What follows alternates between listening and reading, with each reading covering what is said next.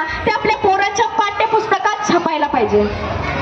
औरंगजेब म्हणतो, तुम्ही आमचे सरदार ना, इथून प्रचंड खजिना घेऊन जाता, अफाट बजनेत घेऊन जाता, बलात्या फौजा घेऊन जाता आणि कुठे त्या सह्याद्रीच्या तऱ्याखोऱ्यात त्या शिवाजी राजांबरोबर लुटूपुटूच्या लढाई खेळता आणि आम्हाला कळवता.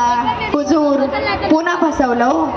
अरे ते शिवाजी महाराज तुम्हाला फसवतात तरी कसे आणि तुम्ही आमचे सरदार फसतात तरी कसे? औरंगजेबाच्या याही उत्तराला बहादूर खानाने पुन्हा पत्र पाठवले.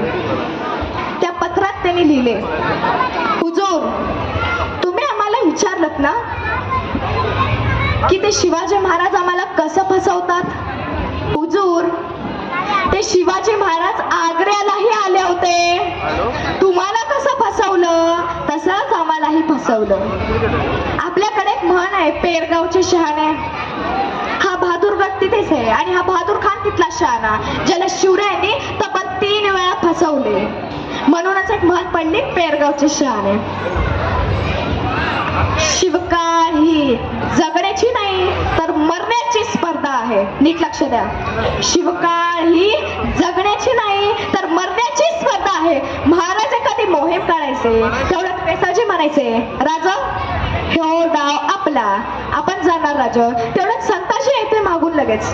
ते म्हणायचे, राजा ह्यो डाव आपला, ही मोहीम आमची. तेवढ्यात धराची त्यांना माग सारायचे, व माग राजा ह्यो डाव आपला, ही मोहीम आमची. आपण जाणार राजा, आपण जगणार, आपण म्हणणार. जगाच्या पाठीवरचा पहिला काळ लोक जगण्यासाठी नाही तर मरण्यासाठी स्पर्धा करायची.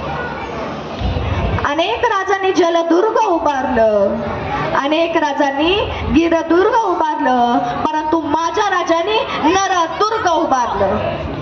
नॅशनल कॅरेक्टर्स, राष्ट्रीय चरित्र घडवले माझ्या राजाने. मग ते कोणालाही घ्यावं, स्वतःचे धनाचे वेशाचे कोणाची. प्रत्येकाचा विषय हेच सांगतो, कसं जगावं आणि कसं मरावं.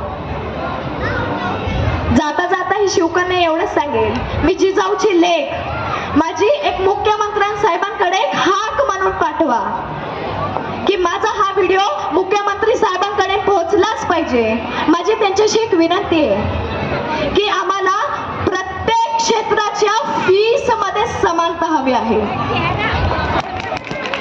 माझी त्यांना एवढीच विनंती आहे की आम्हाला प्रत्येक क्षेत्राच्या फीस मध्ये समानता हवी आहे.